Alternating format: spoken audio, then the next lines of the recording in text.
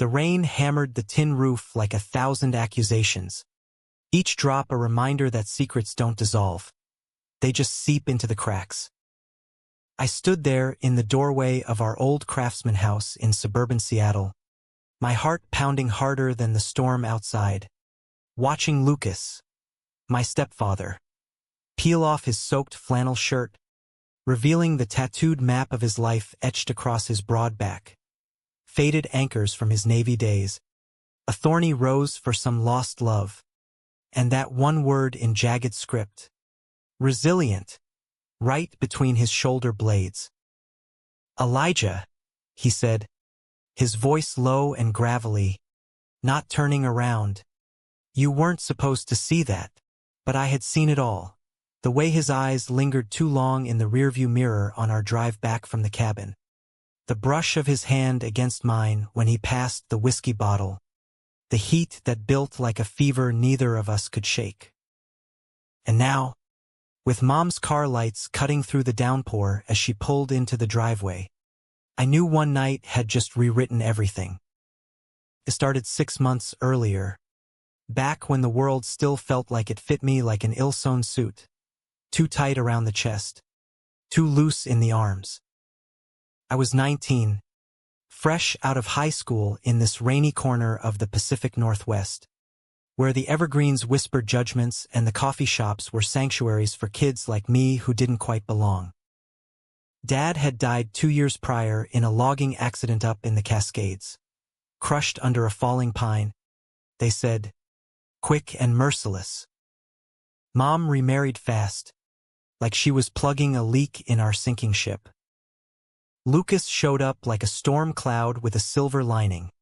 Tall, broad-shouldered, with salt and pepper hair cropped military short and eyes the color of Puget Sound on a stormy day gray-green, pulling you under if you stared too long. He was a contractor, the kind who fixed roofs and built decks with hands that could crush walnuts or cradle a beer with equal gentleness. Ex-Navy SEAL, whispered the neighbors, though he never talked about it. He moved into our creaky two-story on Queen and Hill with a duffel bag and a toolbox, and for the first few months, it was civil, pass the salt, son, at dinner, a nod when I dragged myself home from my dead-end job at the bookstore.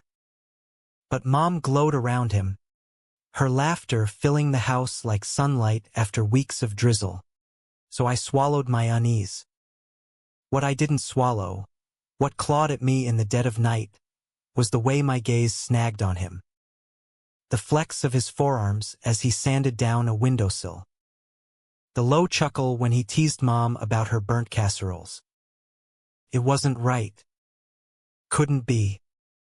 I'd buried that part of me deep after high school, after the whispers in the locker room, after the one fumbling kiss with a boy at a party that ended in fists and fractured ribs. The hook that snagged us both came on a muggy July evening, the kind where the air hangs heavy with salt from the sound and the threat of wildfires from the east. Mom was away at a nursing conference in Portland, her first big trip since the wedding, and the house felt too big, too echoey. I come home late from a shift, reeking of old paperbacks and regret, only to find Lucas in the backyard, shirtless under the string lights, grilling burgers for one. "Figured you'd be hungry," he called, flipping a patty with tongs that glinted like silver. I hesitated on the deck steps, my backpack slung low, but the smell, the char of meat and hickory smoke, pulled me in like a lifeline. We ate on the picnic table, feet up on the benches, passing a six-pack back and forth. Conversation started safe. Mariners game, the new Starbucks killing the indie roasters downtown. But the beer loosened tongues, and soon we were trading stories. His about boot camp in Coronado, sand in his teeth and drills that broke lesser men. Mine about Dad, how he'd take me fishing on Lake Washington, teaching me to tie flies with fingers steady as a surgeon's. "He was a good man," Lucas said, his voice softening, eyes on the embers dying in the grill. Your mom. She deserves that again. I nodded, but something twisted in my gut. Deserves. Like I was the outlier, the piece that didn't fit. By the third beer, the crickets were symphonizing, and the fence line blurred into the neighbor's rhododendrons. You ever feel like you're faking it, Elijah? He asked suddenly, cracking open another can. His knee brushed mine under the table. Accidental? Maybe, and I froze, heat crawling up my neck. Like the world's got this script, and you're ad-libbing lines that don't land. I laughed it off, but my throat tightened. All the time. Especially here. I gestured vaguely at the house, the hill, the city that prized flannel and fish fries over anything raw. He leaned back, the porch light carving shadows across his chest, that rose tattoo blooming like a bruise. Seattle's got its own closets, he murmured. Bigger than most, but still locked tight. The air thickened, charged like before a lightning strike. I wanted to bolt, but his gaze held me, searching, knowing. When he stood to clear the plates, his hand landed on my shoulder, heavy and warm. You're a good kid, Eli. Don't let this place dim you. That night, I lay awake in my room, the fan whirring overhead, replaying the touch. It was nothing, I told myself. Fatherly. But the lie tasted like ash. Down the hall, I heard him moving, pacing, maybe, then the creak of floorboards as he stepped out to the deck. I slipped from bed, barefoot and reckless, drawn like a moth. Through the window, he stood silhouetted against the city lights twinkling across the water, a cigarette glowing between his fingers. Smoke curled up like a confession. I pushed the door open, the hinge sighing softly. He didn't startle. Can't sleep? He asked, exhaling slow. Nope. I leaned against the railing, arms crossed to hide the tremor in my hands. The night air was velvet, wrapping around us. We smoked in silence, passing the pack back and forth, until he broke it. Your mom. She thinks you're straight as an arrow. Like your old man. It wasn't a question. My stomach dropped. Does she? I whispered, the words scraping out. He turned then, close enough I could smell the tobacco and sandalwood soap on him. What about you, Eli? What do you think? The dam cracked. Words tumbled, halting at first, then a flood. The confusion since middle school, the crushes on boys who became bullies, the porn I deleted in shame, the fear of losing mom's fragile happiness. He listened, unblinking, his face a mask of quiet storm. When I trailed off, chest heaving, he stubbed out his cigarette and stepped closer. Listen, he said, voice rough as gravel. I know that weight. Carried it through deployments, through bars in San Diego where a wrong glance got you jumped. Came out at 35, after your mom. She knows. Accepted it before she even met me. My brain short-circuited. Stepfather. Gay. The world tilted. We talked till the sky bruised purple, him sharing fragments.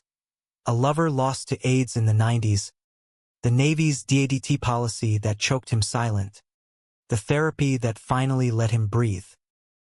Me, unraveling years of knots. By dawn, the barrier between us had frayed. He pulled me into a hug, clumsy, fierce, and I clung, inhaling him like oxygen. You're not alone, kid, he murmured into my hair. Not anymore. It was the first time I'd felt seen, not as Elijah the orphan or the quiet son, but as me, raw, queer, alive. But dawn brings light, and light exposes. Mom returned that afternoon, tanned and chattering about keynotes on palliative care. We played normal dinner at the table, her hand in his, my forced smiles over pasta. Underneath, though, a current hummed. Lucas and I avoided eye contact, but every brush of elbows sparked. The next weeks were torture. Stolen glances over breakfast. His truck idling longer in the driveway when he dropped me at work. Texts about nothing that meant everything. Saw a fly rod at the shop. Reminds me of your dad. Want it? I'd reply with emojis. Heart hammering. It escalated in August, during a heat wave that turned Seattle into a sauna. Mom's shifts at the hospital stretched long, leaving us alone more than was wise. One evening, after a pickup game of basketball in the driveway, me in tank top and shorts, him in sweats that clung like a second skin, we collapsed on the grass, sweat slick and laughing. You're quick, Eli, he panted, propping on an elbow. Like you could outrun anything. Our eyes locked, and the laughter died. His hand found my wrist, thumb tracing the pulse point. Lucas, I breathed. A warning or a plea? He sat up, conflicted shadows crossing his face. This ain't right. You're her son, but want doesn't consult rulebooks. We kissed there in the twilight, hesitant at first, lips brushing like testing a flame, then hungry, his beard scraping my chin, hands roaming with the urgency of starved men. It was fire and flood, his body solid against mine, teaching me the language of touch I'd only dreamed in fragments. We broke apart gasping, foreheads pressed. One time, he growled, voice wrecked. Just to know, lies we tell ourselves. That one time became nights blurred into secrecy. The guest room when Mom slept, his truck parked at a trailhead overlooking the Olympics, where we'd hike till exhausted and collapse in the bedroll, bodies entwining under stars that didn't judge. He was patient, reverent, mapping my skin with calloused fingers, whispering praises in that low timbre that vibrated through me. Beautiful, Eli. So damn beautiful. I'd arch into him, discovering rhythms that made the world shrink to us. The salt of his neck, the hitch in his breath when I took control. It was romance wrapped in risk, picnics by the lake with stolen kisses, mixtapes of Springsteen and Bon Iver left on my pillow. He saw my art, the sketches I'd hidden, portraits of men in quiet moments, and hung one in his workshop without a word. Yet guilt gnawed. Mom's laughter grew strained. She sensed the shift, the way Lucas's eyes followed me. Everything okay, honey? She'd ask, squeezing my hand. I'd nod, hating the fracture I was carving. Lucas pulled back some, colder at dinner, excuses for late jobs, but the pull was magnetic. We gotta stop, he'd say post-climax, spent and sorry. For her, I'd agree, then text him at 2 a.m., can't sleep. And he'd be there. The betrayal brewed in September, leaves turning gold like false promises. I found the letter in his toolbox, creased envelope from an old flame, postmarked San Francisco. Miss you, Luke. That night in the Castro. Come back to me. Photos slipped out, him younger, laughing in a leather bar, arms around a man with my coloring dark hair, sharp jaw. Jealousy spiked, irrational and hot. Was I just an echo? That night, Mom out again, I confronted him in the garage. Oil stains on the concrete like spilled secrets. "Who is he?" I demanded, waving the letter. Lucas's face crumpled. Anger, shame, sorrow. "Ancient history, Eli. Before your mom. Before you. Am I just a replacement?" The words lashed out. Venom from insecurity.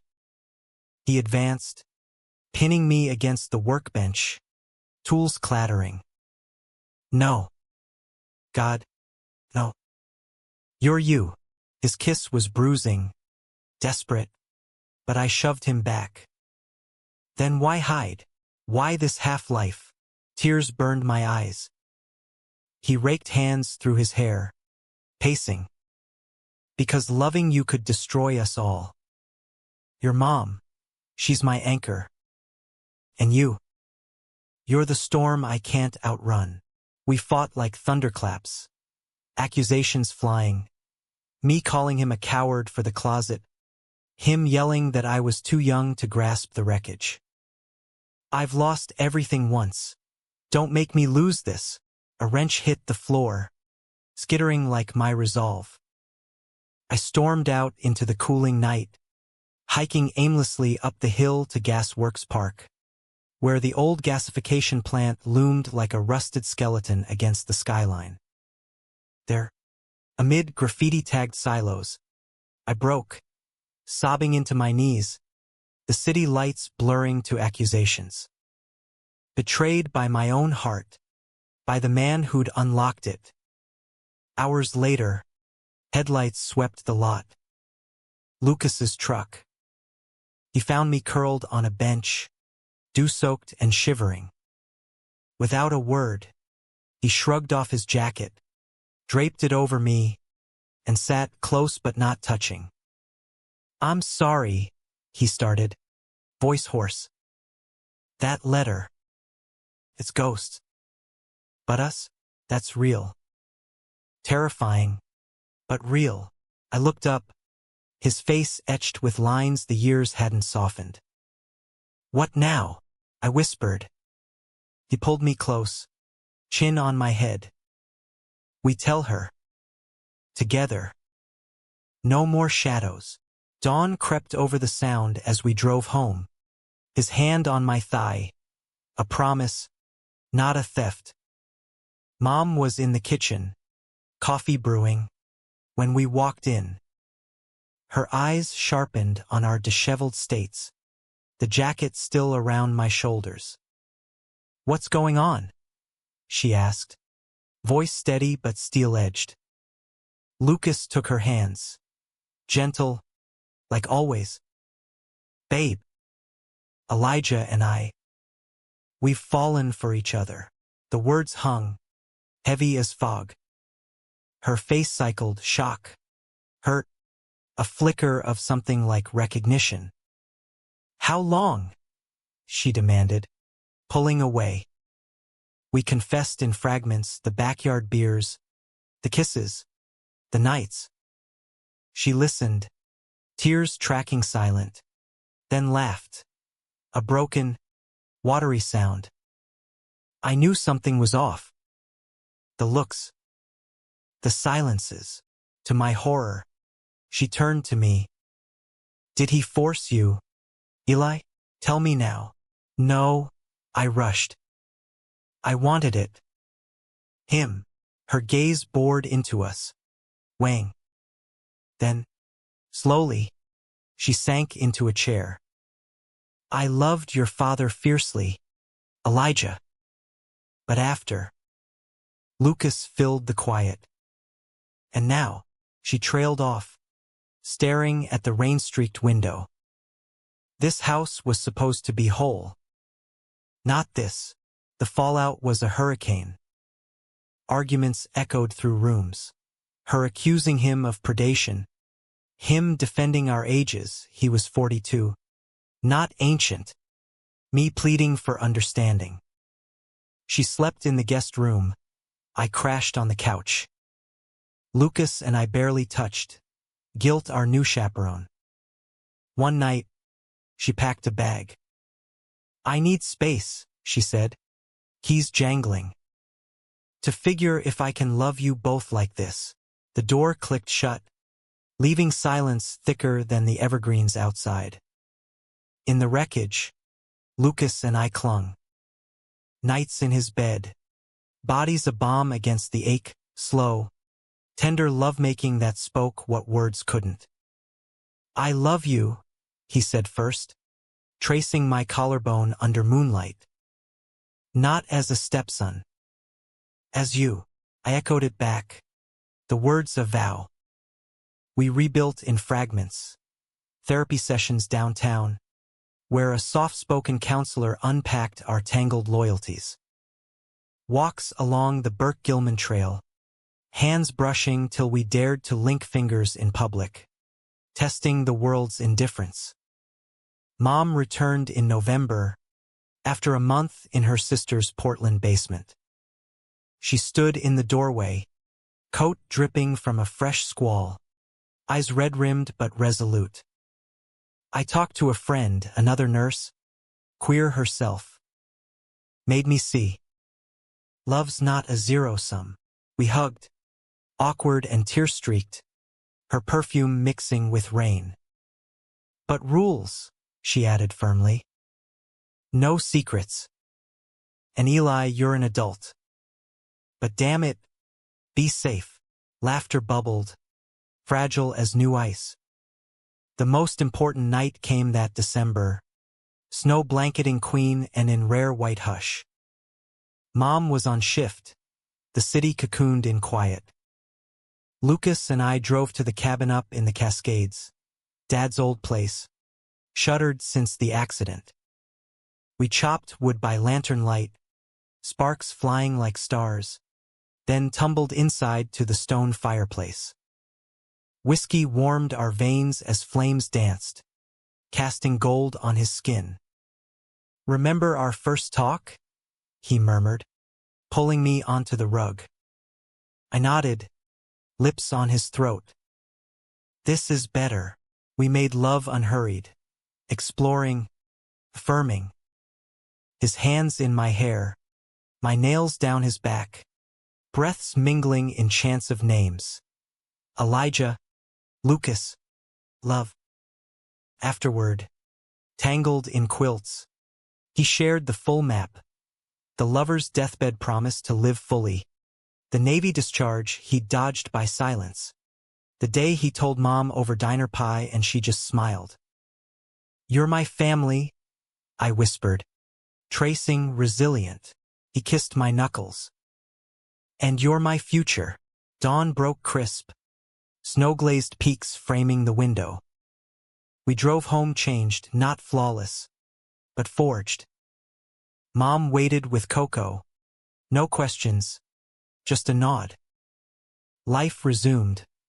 My community college classes in graphic design, Lucas's contracts, her shifts. We navigated the edges. Family dinners with tentative toasts. Pride flags in the yard come June. Betrayals healed into scars. Reminders of growth.